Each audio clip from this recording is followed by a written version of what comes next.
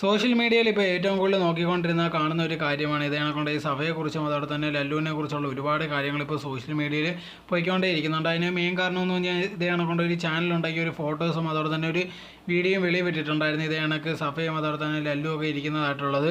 So ആദ്യമേ ഉണ്ടെങ്കിൽ ഒരു വീഡിയോ മാത്രമേ ഇട്ടിട്ടുള്ളായിരുന്നു. അതിൻ്റെ ഉണ്ടെങ്കിൽ കറക്റ്റായിട്ടുണ്ടെങ്കിൽ അത് സഭയാണെന്നോ പെണ്ണെന്നുള്ള രീതിയിൽ അറിയത്തില്ലായിരുന്നു. ഇത് അതിലുണ്ടെങ്കിൽ ലല്ലുവിൻ്റെ കാമുകിയാന്നുള്ള രീതിയിലായിരുന്നു കാണിച്ചിട്ടുണ്ടായിരുന്നത്. പക്ഷേ മുഖമൊന്നും കണ്ടിട്ടില്ലായിരുന്നു. അങ്ങനെ ഇരിക്കുമ്പോഴാണ് ഇതേ കണക്കൊണ്ട് യൂട്യൂബർ പറയുന്നുണ്ടായിരുന്നു അത് സഫയാന്നുള്ള രീതിയിൽ. അതിന് മെയിൻ കാരണം എന്ന് പറഞ്ഞാൽ ആ പെൺകുട്ടിയുടെ കഴുത്തിൽ ഒരു ലോക്കറ്റ് ഉണ്ടായിരുന്നു. അത് കറക്റ്റായിട്ടുണ്ടെങ്കിൽ സഫയുടെ കയ്യിലുള്ള അതേ കണക്കത്തുള്ളതായിരുന്നു. സോ അതിന് മറുപടി എന്നുള്ള രീതിയിലുണ്ടെങ്കിൽ സഫ വന്നിട്ടുണ്ടായിരുന്നു. ആൾക്കാരുണ്ടെങ്കിൽ മുഖമൊന്നും കണ്ടിട്ടില്ല. പിന്നെ എന്തിനാണ് എൻ്റെ പേര് അതിനകത്ത് വലിച്ചിടുന്നത്? ഞാനുണ്ടെങ്കിൽ അങ്ങനത്തുള്ള ഒരു കാര്യങ്ങൾക്കും പോയിട്ടില്ല. ചുമ്മാ എൻ്റെ പേരുണ്ടെങ്കിൽ വലിച്ചിട്ടുണ്ടെന്നുള്ള കാര്യമായിരുന്നു പറഞ്ഞിട്ടുണ്ടായിരുന്നത്.